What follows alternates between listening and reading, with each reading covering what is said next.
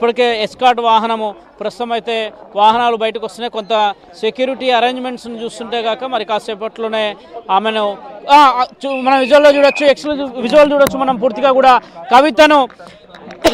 కవితను బయటికి తీసుకొచ్చేందుకు ఏర్పాట్లు అయితే చేశారు. ఎస్, మనం చూడొచ్చు ప్రస్తుతం కవిత నేరుగా అక్కడికి వెళ్ళబోతున్నారు. ఆమెను రౌజ్ అవెన్యూ కోర్టులో హాజరుపరచబోతున్నారు. ప్రస్తుతం కాన్వాయ్ని సైతం కూడా సిద్ధం చేసిన విజువల్స్ మనం చూడొచ్చు. కవిత కోసం ఇప్పటికే పోలీసులు భారీ ఏర్పాట్లు చేశారు. అటు ఈడీ కార్యాలయం ముందు ఎక్కడ ఎవరు కూడా పోకుండా ఉండేందుకు ఎస్ ప్రస్తుతం చూడొచ్చు మనం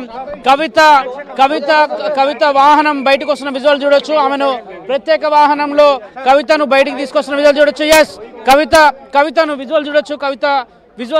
కవిత కూడా ఉన్నది. కవిత కాన్వాయ్లో ఉన్నది. వెనక కాన్వాయ్లో చూడొచ్చు మనం కవిత విజువల్స్ కనిపిస్తున్నాయి. కవిత చూడొచ్చు ఇక్కడ మనం.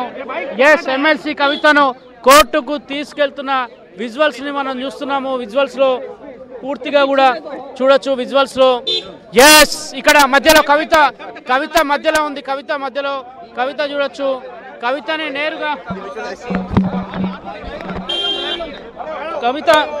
కవిత విజువల్స్ చూడొచ్చు మనం. పూర్తిగా కూడా కవిత విజువల్స్ వెళ్తున్న అంశాలను కూడా చూడొచ్చు. పూర్తిగా కూడా కవితని కోర్టుకు తీసుకెళ్తున్నారు. ఎస్, ఎమ్మెల్సీ కవితను ప్రత్యేక వాహనంలో కాన్వాయ్ ఎస్కార్ట్ ఏర్పాటు చేసి ఆమెను రౌజ్ అవెన్యూ కోర్టుకు తీసుకెళ్తున్నారు. రౌజ్ అవెన్యూ కోర్టు ముందు ఆమెను హాజరుపరచబోతున్నారు. రౌజ్ అవెన్యూ కోర్టు ఎలాంటి తీర్పిస్తుందో కూడా చూడాల్సి ఉంటుంది. కొద్దిసేపటి క్రితమే కవితని ఇక్కడి నుంచి నేరుగా రౌజ్ అవెన్యూ కోర్టు తీసుకెళ్తున్నారు. కవితతో పాటు మహిళా అధికారి, నిన్న హైదరాబాద్కు వచ్చిన ఈడీ మహిళా అధికారి కూడా కవితతో పాటు కారులోనే ఉంది. ఆమెతో పాటు అదేవిధంగా అసిస్టెంట్ జాయింట్ డైరెక్టర్ కూడా ఈడీకి సంబంధించిన అధికారి సైతం కూడా కోర్టులోనే ఆయన